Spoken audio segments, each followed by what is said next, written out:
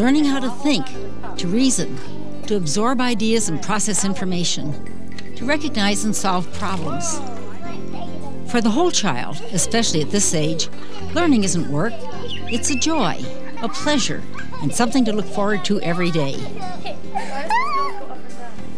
Where else have we seen tadpoles? Grass in there. There sure is, Jordan. This is especially true as more and more teachers combine the more conventional and traditional styles of teaching with the new and creative learning techniques. Techniques that emerge when the educator teaches by collaboration rather than by instruction.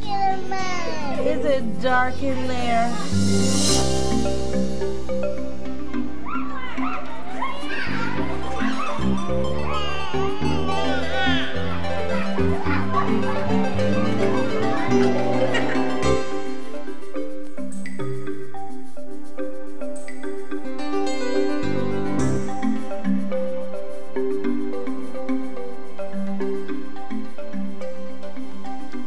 Hello, I'm Joanne Hendrick, author of The Whole Child and your guide to this video series. In this program, we're going to look at what we call cognitive development and what we can do to enhance our children's ability to think, reason, remember information, and solve problems. We'll observe children in a number of different programs: Head Start, family daycare homes, university schools, and private child care centers.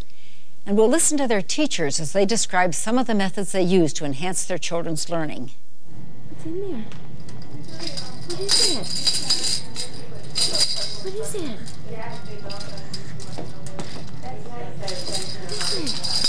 A sponge? The foundations of learning begin right here because children begin to learn right from the start. The most important thing I believe we can teach our children, no matter what their age, is that they're valued. Hi. Mwah. Hi. Hi, sweetie. Oh no! One wheel's up and the axle's broken. One wheel's up, the axle's broken. One wheel's up, the axle's broken. Now we can't ride it. Philip, how can we fix it? Papa, wrench. A wrench! How does a wrench work? Show me. Can you guys do that? Unless children have this basic sense of self-worth, I believe it's unrealistic to expect them to open themselves to and embrace the challenge of learning and problem solving. The more traditional and conventional way to teach children is by providing lots of facts and information, often originating from books, worksheets, and flashcards. This is how we learned, how we were taught to recognize letters, numbers, and to find out how the world works. Traditionally, these cognitive skills were then woven into themes selected by our teachers, who then conscientiously and carefully planned in advance everything they wanted us to learn. Do creepy, crawly bugs live at your pond? No. No? Are you sure? No. For sure, for sure? Okay, I like what you're building. But now, in more and more classrooms around the country like this one, we're seeing teachers engaging in a much more interesting and interactive style of instruction, often referred to as emergent learning.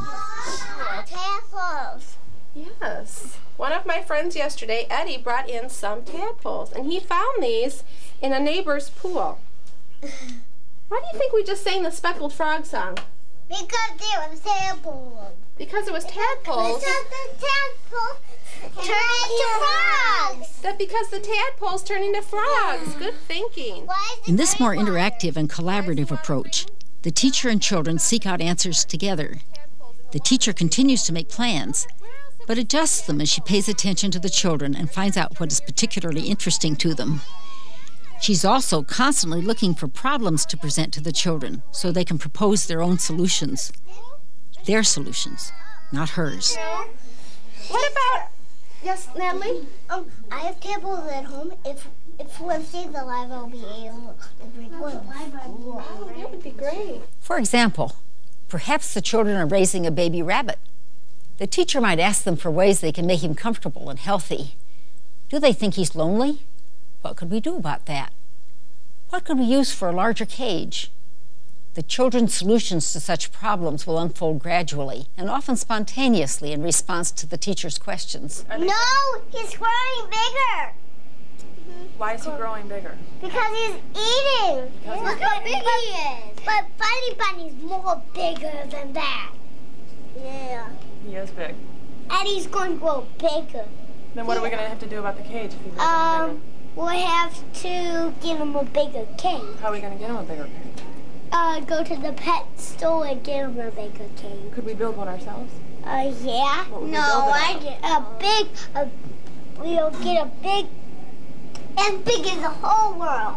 A big box, and then we'll put it on the bottom, and that will make something strong here of lines, and a top roof, and then put some chips in it, and Funny Bunny's food and his water, then put Funny Bunny in it. Okay, do you think he'd be happy in there? Yeah. Do you think he'd be happier in a bigger cage? Sometimes, instead of just telling her their ideas, they can even show what they mean, perhaps drawing what they have in mind, or helping to make a model of their idea. Of course, it's all right to include more traditional approaches too, such as finding out some facts about rabbits. You could even write the name as a label for the cage. I'm discovering the whole teacher is someone who combines both traditional and emergent approaches in order to present a truly balanced curriculum for the children. One project that emerged in the classroom that I was in came about when I was observing two children sitting at the water table. And they had just recently found some toothbrushes over in the art area that had been set out. And they were playing with some plastic whales that were at the table. And so I walked over and I sat down and I said, "What's going on?" And so this child, whose name was Alex, said, "They're swimming and brushing their teeth," and he's showing me the whale. And so, you know, I had, in a sense, the classroom that was set and the environment was set up by the teachers. And so in a sense there was thoughtful planning put into what's going to be happening in the classroom. But at the same time there's an openness about what the kids are interested in, what they're doing, that will allow you to focus in on their interests. And so at this point in time I thought this was an interesting idea, and so I started asking them some questions about what's going on, what they're doing, so as to get a sense of what they're thinking about initially, so that we can talk about with the other teachers in the classroom where to go from this point. I'm seeing all of the colors. You see all of the colors in the ocean. See there, I see there. Where? I see Show me again where. green and red. You see green and red. Me too. Do you see brown? No. Do you see? Of course, no matter which techniques you decide to use, inevitably you will encounter some parents or family members who think you aren't doing enough, fast enough, who want to accelerate the pace of their child's cognitive learning. Oh, let's see. Let's see. This sounds exciting. Oh, there's a little ant right there. There's a whole bunch of them.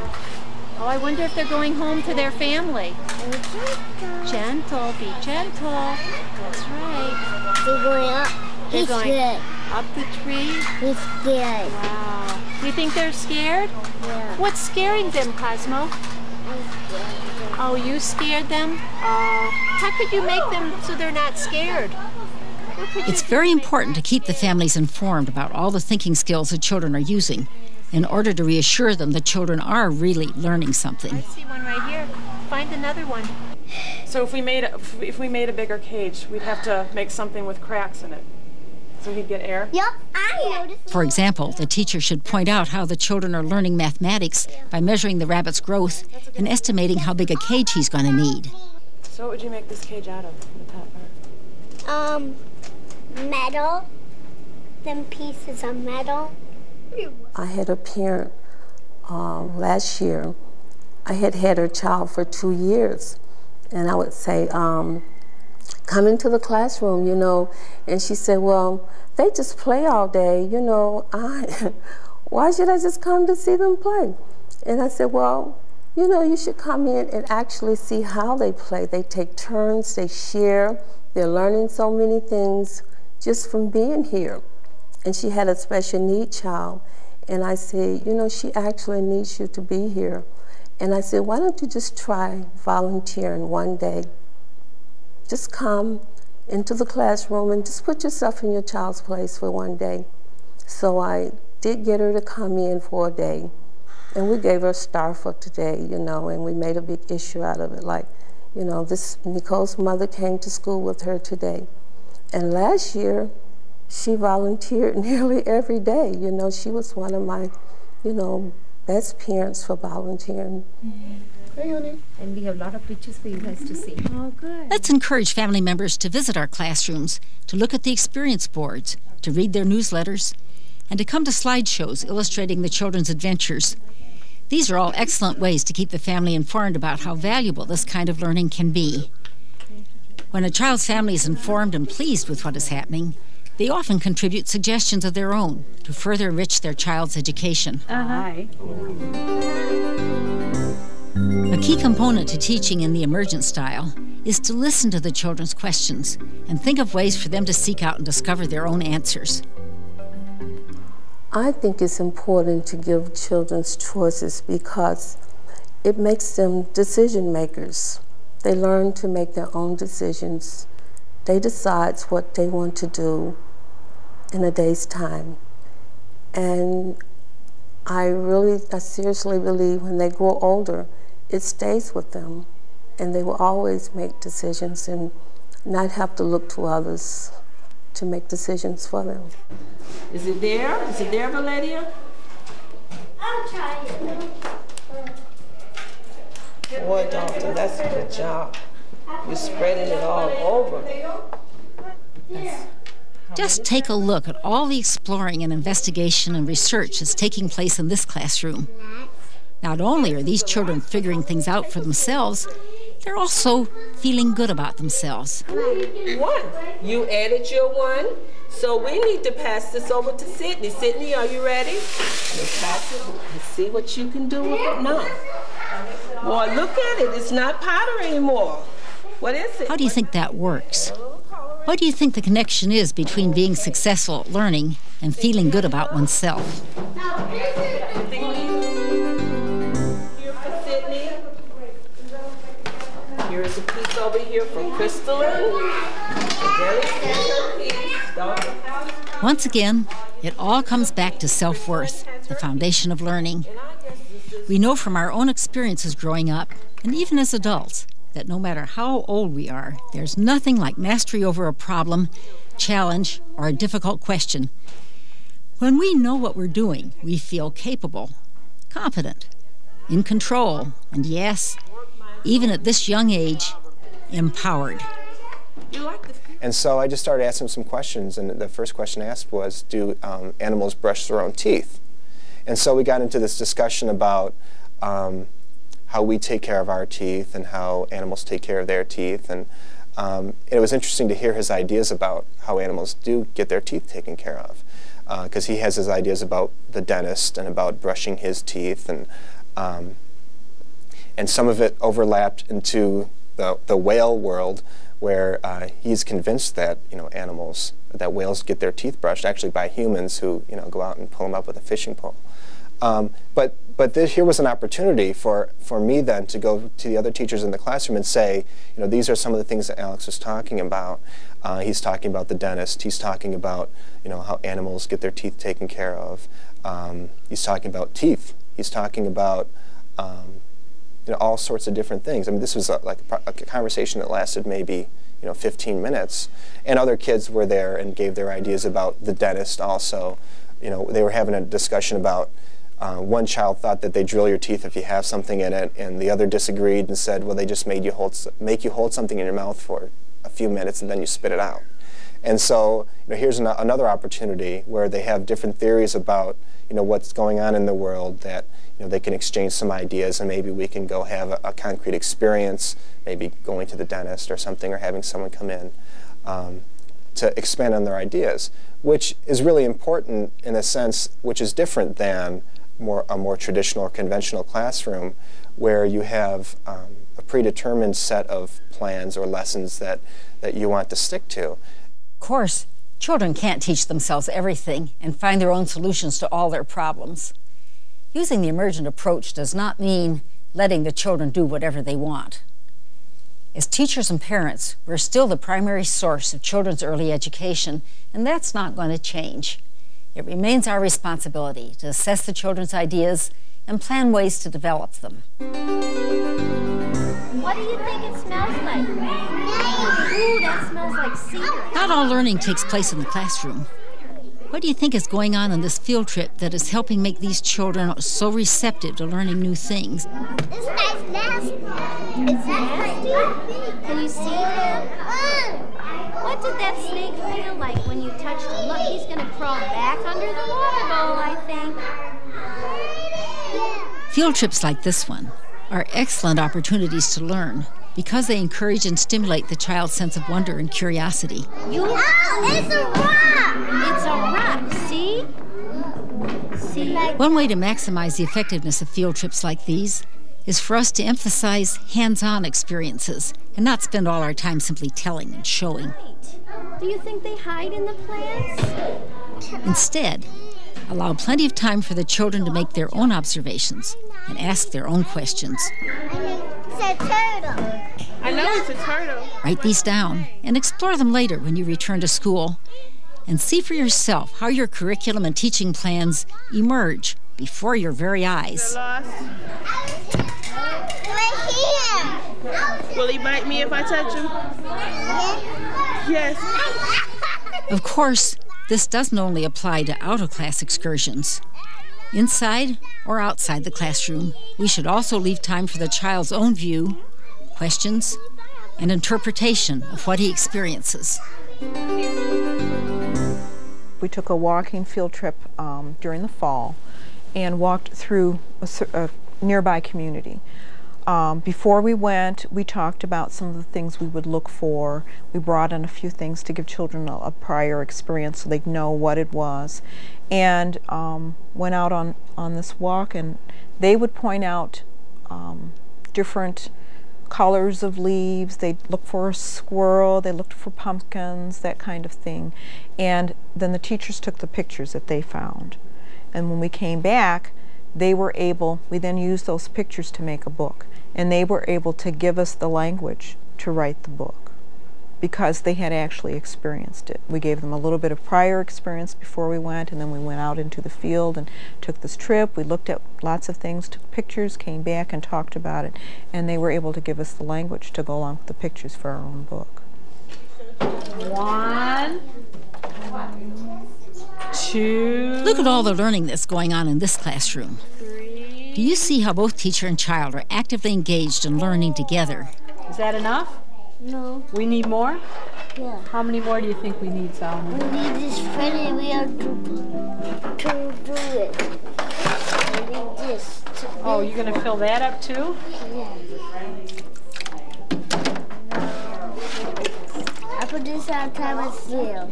Put it on top? Yeah. Well, okay. Be careful that water stays. As interests emerge from that collaboration, the curriculum gradually takes shape. But does this mean we should be disengaged or uninvolved in our children's learning? Not at all. Now what are you going to do? Whoa! I think. Notice how this teacher isn't sitting on the sidelines waiting patiently for the children to do whatever they feel like doing. Like this. Well, let's see. I bet. Will it go around when it's in the cup? A truly emergent curriculum requires, even demands, the attentive and active engagement of teachers to lend a sense of support, purpose, and, above all, direction down the pathway of children's learning. I used my classroom. I used the various learning areas. I used the colors, the posters, the prints, the artwork, and I used them, tell me what it is that you like, And right now, Power Rangers are all the rage.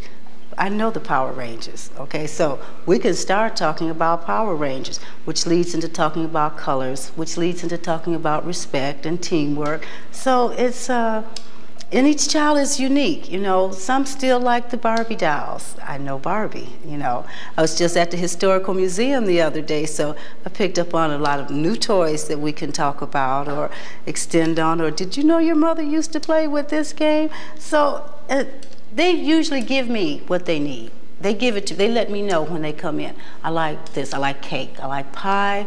I don't want to come to school today because I'm bored. And my response is, well, you know what? The time to tell your parent that you don't want to come to school is when you get up in the morning. Because once you're in my classroom, you're mine, you know, and we're going to have fun today. So come on in here. Let's go. Do you have to make the hole bigger or smaller to make your finger fit?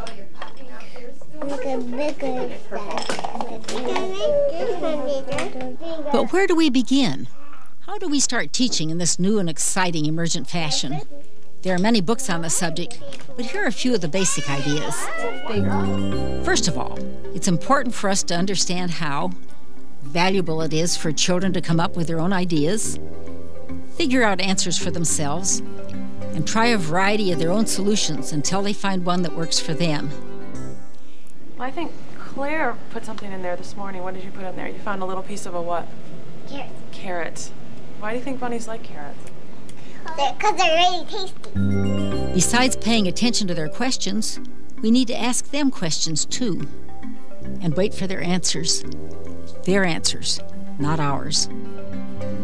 Traditionally, we're used to asking our questions and expecting facts or information as the answer.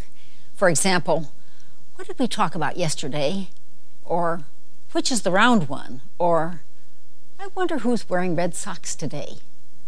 But the emergent approach requires that we ask questions in ways that provoke children into thinking for themselves, which elicit an original idea or solution from the child. For example, questions that begin, how do you think we could? Or, what do you suppose would happen if? We call these kinds of questions open-ended questions because we can't anticipate or know what the answer will turn out to be. And often there's more than one right answer. Think these two parts go together? Yes.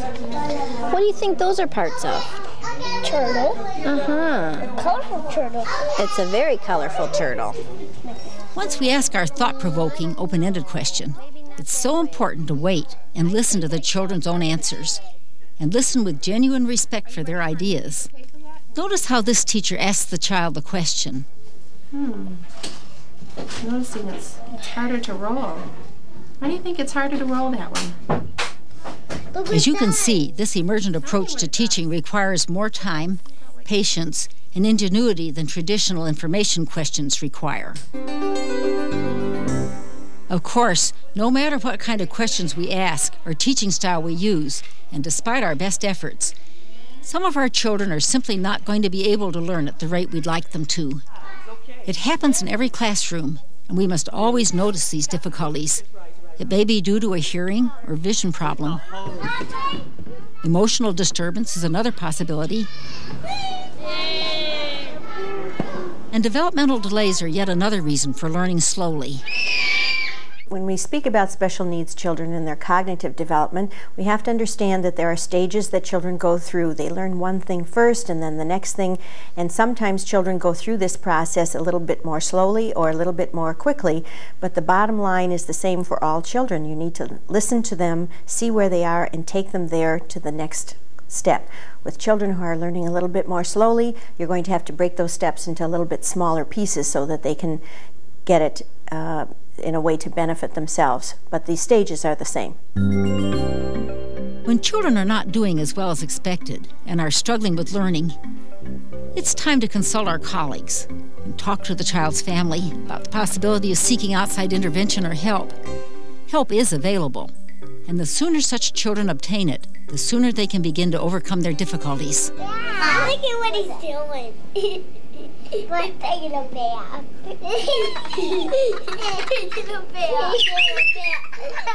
Whether we combine both traditional and emergent approaches in our classrooms or prefer one over the other, our goal is to always respect children's developmental processes and try to inspire, enhance, and challenge their intellect without pressuring them to achieve skills beyond their reach.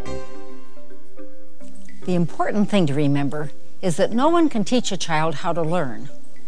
All we can do is build a safe and creative environment for learning, where questions are asked freely, answers are discovered openly, and each new problem is solved not only with knowledge and insight, but solved together. I'm Joanne Hendrick. See you next time on The Whole Child. Not no. if they don't have, like all pets don't have hands, so they use their whiskers to feel stuff that's hard, soft, or fragile. They use their whiskers. They use the whiskers for two things: to feel the stuff if it's hard or soft, or feel stuff the sides. If the whiskers touch the sides, then they can't fit too. They use the whiskers for two things, just like Buddy Buddy can't fit through these.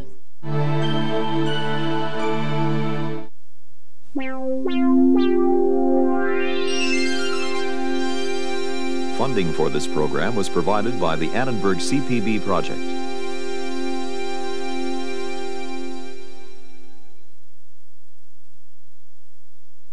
For information on this program and others in the Annenberg CPB collection, call 1-800-LEARNER.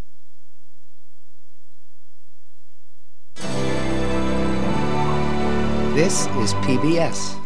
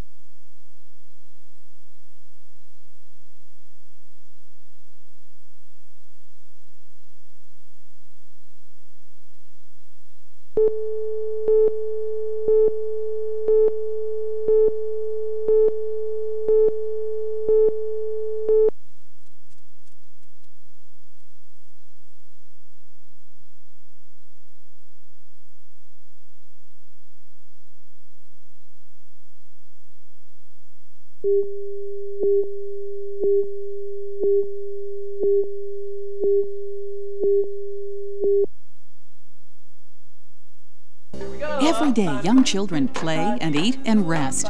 How can we make the most of those daily routines? Because it's not just the big things that teach children. Sometimes it's the little things. Next time on The Whole Child.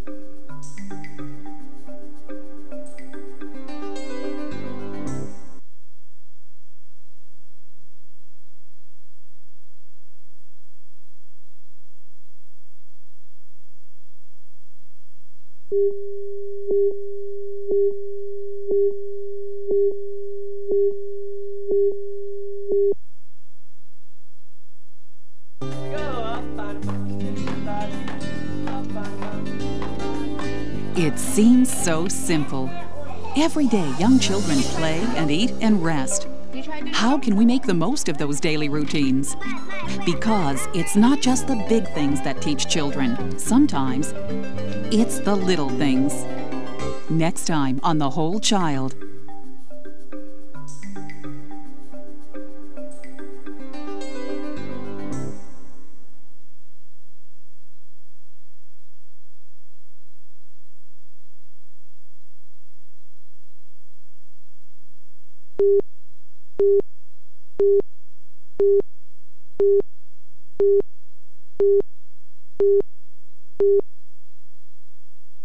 Venturing out, exploring new skills, and testing new abilities. They are all part of a child's physical development. How to help children grow by leaps and bounds. Next time on The Whole Child.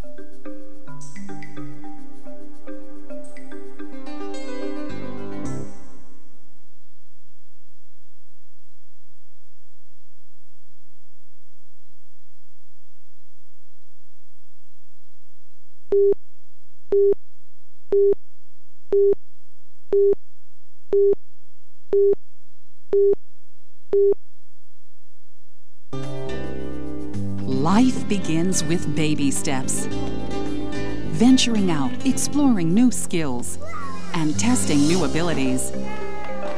They are all part of a child's physical development. How to help children grow by leaps and bounds. Next time on The Whole Child.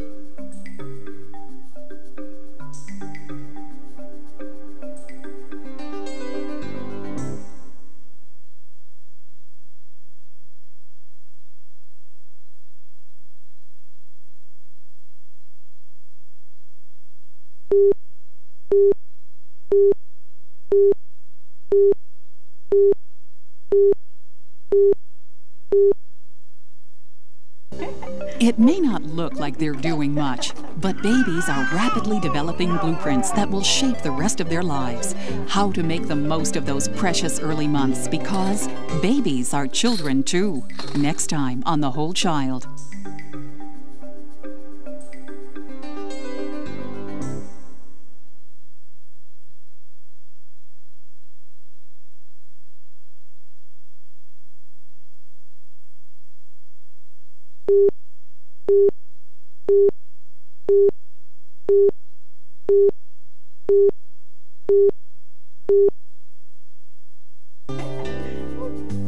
It may not look like they're doing much, but babies are rapidly developing blueprints that will shape the rest of their lives. A caring adult can make a tremendous difference. How to make the most of those precious early months, because babies are children too. Next time on The Whole Child.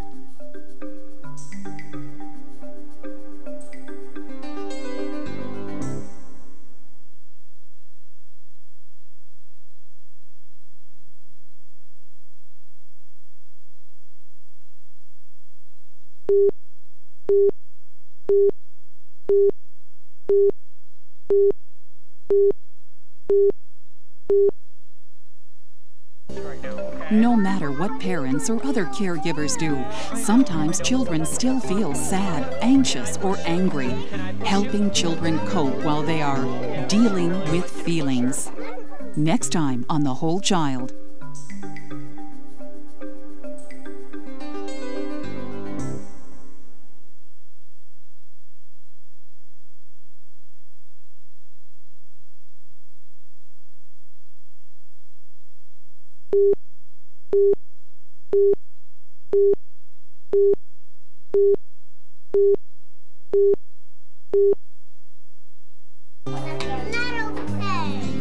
Knowing what a young child is feeling is not always easy. No matter what parents or other caregivers do, sometimes children still feel sad, anxious, or angry. Helping children cope while they are dealing with feelings. Next time on The Whole Child.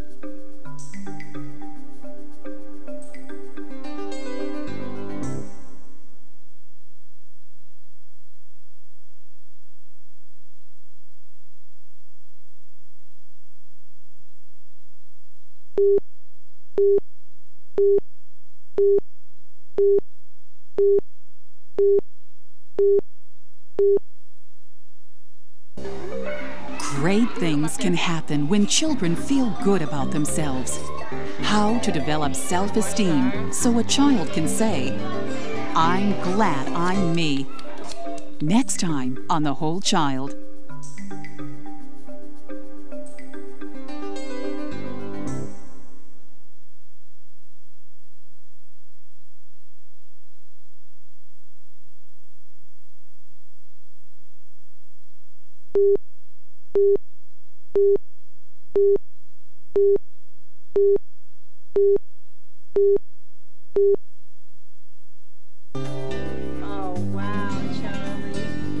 Great things can happen when children feel good about themselves. That made Abria feel a lot happier. But it takes an adult to help create those feelings.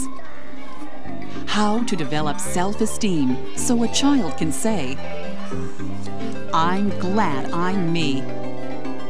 Next time on The Whole Child.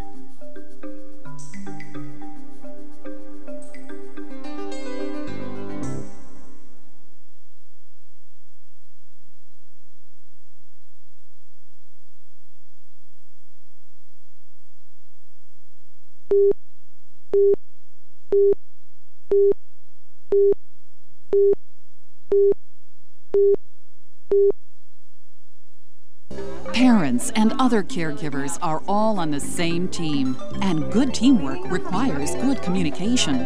How to keep the lines of communication open by listening to families. Next time on The Whole Child.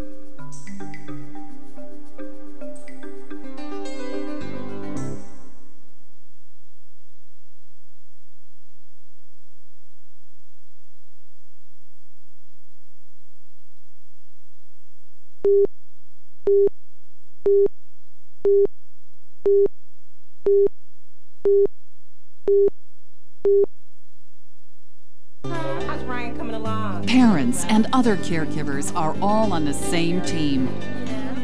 And good teamwork requires good communication, especially during a family crisis.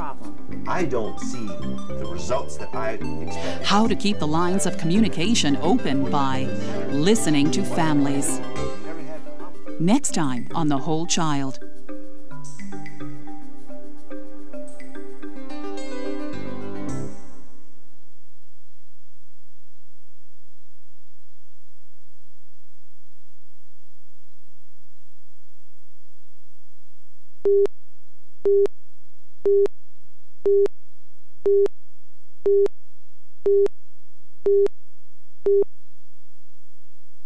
Children with special needs or disabilities need individual attention. But there are ways we can make them feel welcome. How to create a place where everybody's special. Next time on The Whole Child.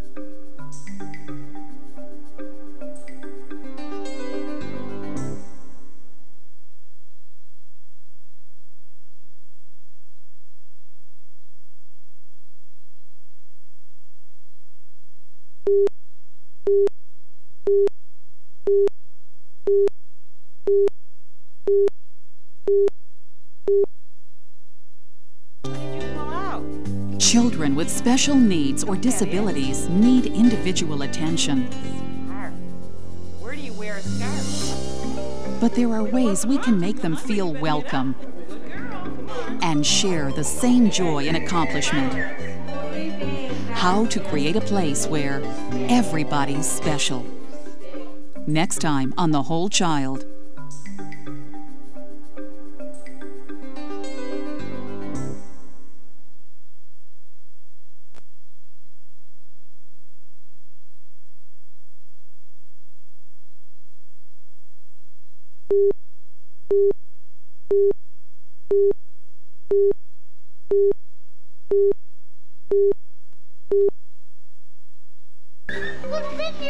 In the world of a preschooler, not everyone shares, but children can learn a lot about cooperation and resolving conflicts if we know how to encourage getting along together.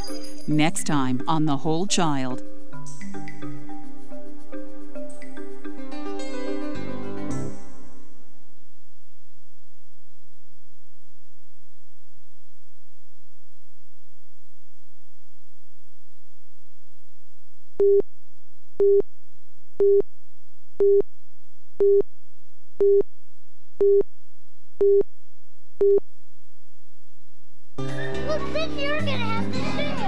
Young children are often quick to tell us, "It's mine." In the world of a preschooler, not everyone shares. But children can learn a lot about cooperation and resolving conflicts if we know how to encourage getting along together. Next time on The Whole Child.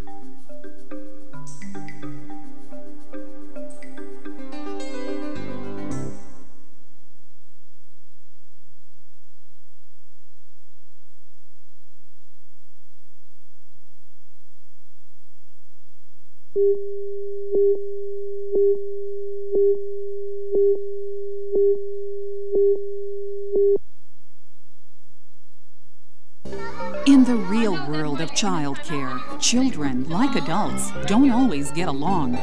Techniques for teaching self-discipline and building inner controls. Next time on The Whole Child.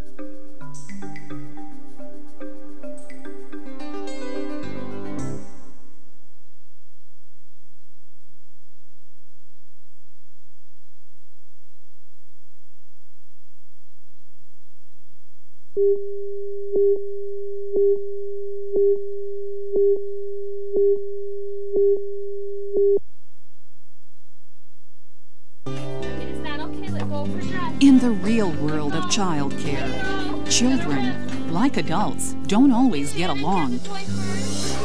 But there are ways to help children express their aggressive feelings safely.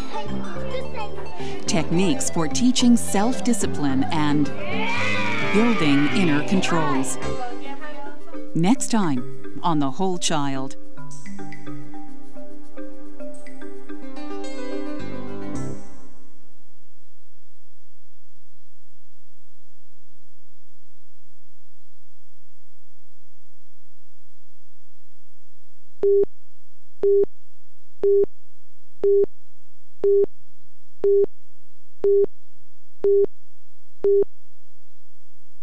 Our country is a brilliant mosaic of colors and cultures. Every child in it is unique. How to help children work together with special attention to respecting diversity. Next time on The Whole Child.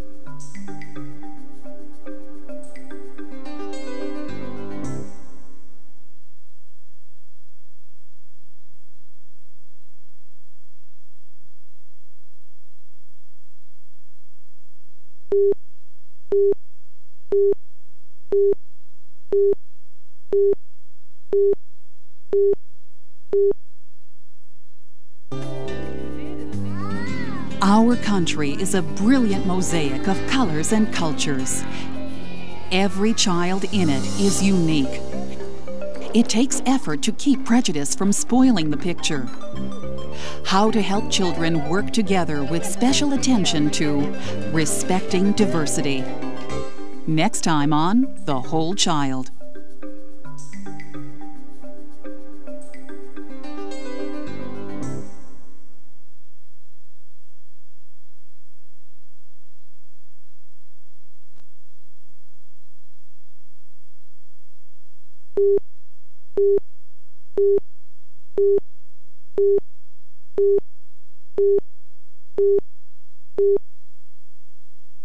Creativity comes from more than crayons, paint, and paste. It can be nurtured in many forms. How to teach children to express themselves through creativity and play. Next time on The Whole Child.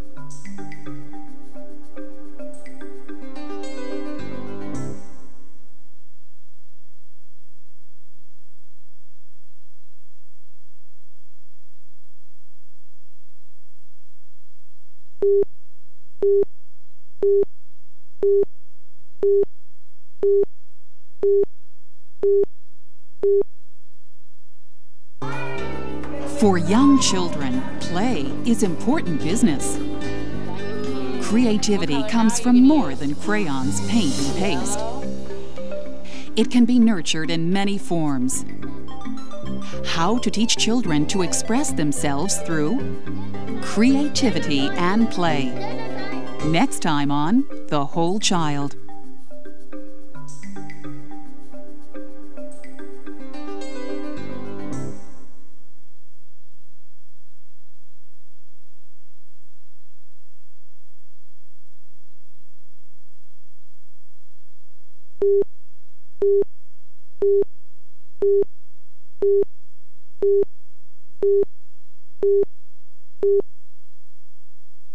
Every child needs to let others know what he is thinking. Learning language is a remarkable process.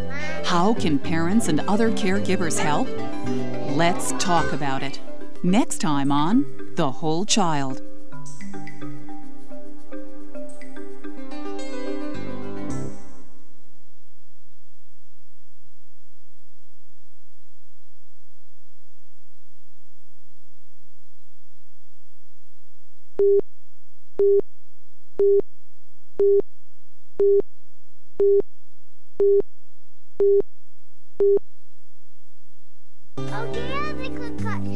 Every child needs to let others know what he is thinking. Learning language is a remarkable process. It starts long before a toddler speaks his first word.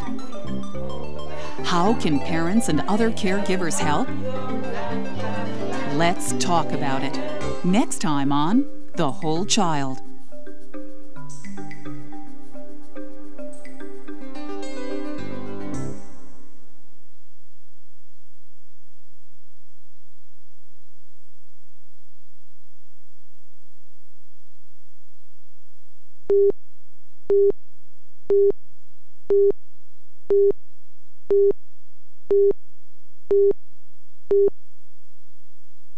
For young children, learning is a joy. We can make the most of this enthusiasm with everyday materials and experiences. How to develop our children's growing minds. Next time on The Whole Child.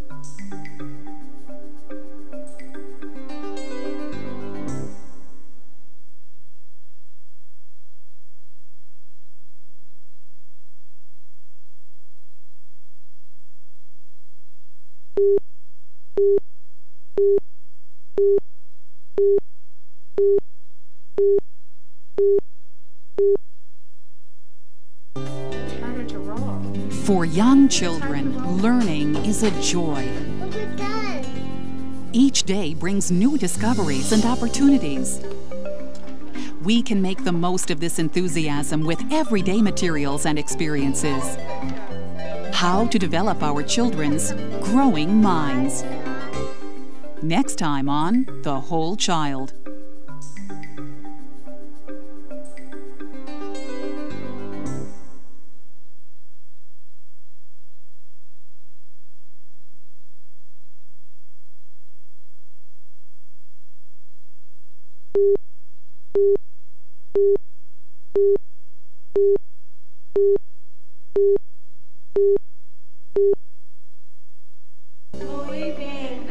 The first 5 years in a child's life are the most important. For caregivers, it's a once-in-a-lifetime opportunity to make the most of a precious time.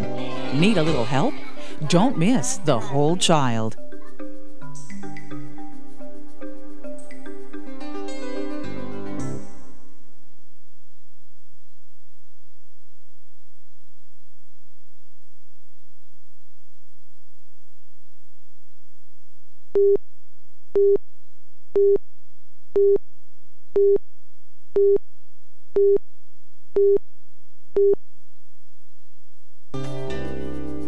The first 5 years in a child's life are the most important. Learning language skills, getting along with others, and coping with life's little problems are just some of the everyday challenges for kids and caregivers. Are you looking for ways to make the most of a child's early years? Don't miss The Whole Child, a caregiver's guide to the first 5 years.